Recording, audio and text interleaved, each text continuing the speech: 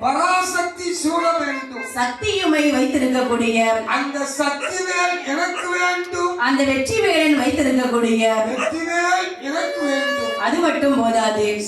நான் சொன்ன சொல்லை செய்வதற்கு எனக்கு வேதாளம் வேண்டும். எனக்கு ஒரு வேதாளமும் வேண்டும். ஒரு வேதாளம் வேணுமா ரெண்டு வேணுமா? ஒரு வேதாளம் போதும். நம்மகிட்ட ரெண்டு வேதாளம் இருக்கு. மூணு